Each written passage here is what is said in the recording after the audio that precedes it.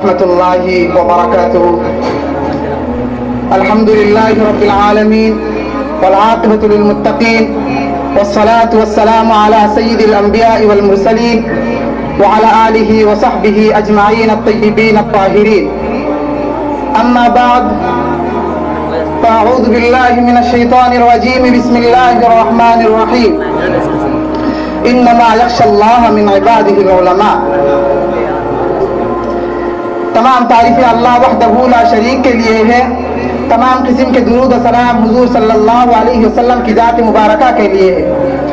تشریف فرما مشفق و مربیان اساتذہ کرام، غیور ساتھی، دور دراز سے تشریف لائے ہوئے مہمانان اعظام، ہر سال کی طرح اس سال میں بھی ہمارے مدرسہ دارالحدیث اشرف العلوم رتن پور میں 79واں جشن یوم آزادی بڑی جوش و خروش کے ساتھ منایا جا رہا ہے.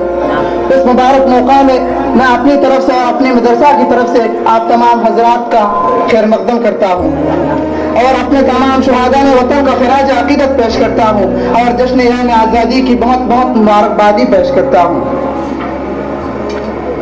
جب جب گلستہ کو خون کی ضرورت پڑی، جب جب گلستہ کو خون کی ضرورت پڑی، سب سے پہلے ہماری ہی گردن کٹی، سب سے پہلے ہماری ہی گردن کٹی. پھر بھی کہتے ہیں ہم سے یہ اہل وطن، یہ وطن ہمارا ہے تمہارا نہیں.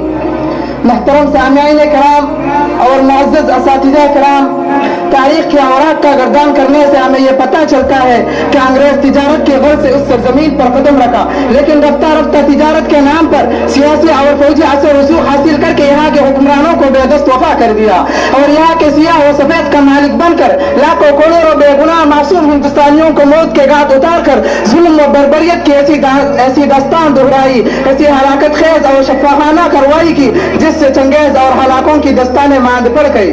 محترم سامعین، انگریزوں نے بھارت کے تقریباً 200 سال سن 1757 سے لے کر 1906 بنا کر رکھا. اس دوران انہوں نے بھارت پر سیاسی اور معاشی اعتبار سے قبضہ جمایا.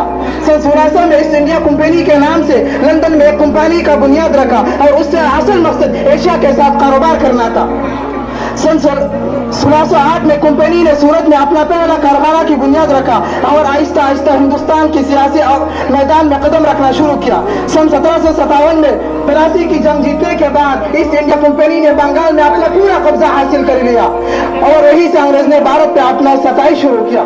لیکن اس دھرتی کے خالق و مالک کا یہ دستور رہا، ظلم کا ٹہنی کبھی پھیلتی نہیں، نہ کاغذ کی جگہ چلتی نہیں. چنانچہ ہندو مسلم سکھ و عیسائی اتحاد ایکتا وکھنڈا اتحاد اور اتفاق کے نتیجے میں ہندوستان کے تخت بیدار ہوا. ٹیپو سلطان، مہاتما گاندھی، جواہر لال نہرو، ڈاکٹر بھیم راؤ امبیڈکر، سردار ولبھ بھائی پٹیل، ان جیسے ہزاروں رہنماؤں کی قیادت میں لاکھوں لوگوں نے اپنے جانوں کے نذرانے پیش کی، جام شہادت نوش کیا، گولیاں کھائی، پھانسی کے پھندے پر لٹکے.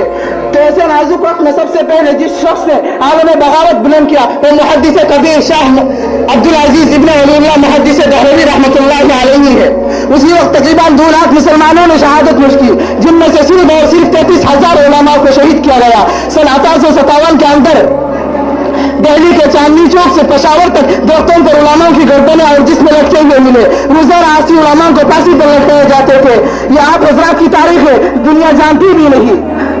جب یہاں کی ناکامی ہوئی تو اس کے بعد دارالعلوم دیوبند کو قائم کیا گیا. لیکن آج کہاں سے ہمیں آزادی مل رہی ہے جبکہ ہندوستان کے آئین اور دستور میں شہریوں کو 6 بنیادی حقوق دیے گئے ہیں. نمبر 1 برابری کا حق، نمبر 2 آزادی کا حق، نمبر 3 اتصال کے خلاف حق جس میں جبری مشقت اور بچوں سے مزدوری کنارے پر بھی پابندی شامل ہے. نمبر 4 مذہبی آزادی کا حق، اس میں کسی بھی مذہب کو ماننے، اس پر عمل کرنے اور اس کی تبلیغ کرنے کا آزادی شامل ہے. نمبر 5 ثقافتی اور تعلیمی حقوق، اس میں اقلیتوں کا اپنی زبان، رسم الخط اور ثقافت کو محفوظ رکھنا حق اور تعلیمی اداروں کے قیام کا حق بھی شامل ہے. نمبر 6 آئینی علاج کا حق، اس میں شہریوں کو اپنے بنیادی حقوق کے خلاف تحفظ کے لیے رجوع کرنے کا حق شامل ہے. اگر کسی شہری کے بنیادی حقوق کی خلاف ورزی ہوتی ہے تو براہ راست ہائی کورٹ سے لے کر سپریم کورٹ تک جا سکتا ہے.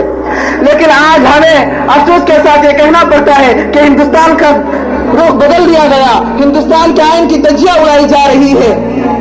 خاص طور پر مسلمان اور اقلیتوں کو نشانہ بنایا جا رہا ہے، جیسا کہ CAA، NRC، SIR جیسے کالے कानूनों से अक़लियतों को निशाना बनाया जा रहा है, जो सिर्फ अक़लियतों और मुसलमानों के लिए नुकसानदेह नहीं बल्कि हिंदुस्तान को कमज़ोर करना और उसके आइन और उस दस्तूर की खिलाफ वर्जी करना है।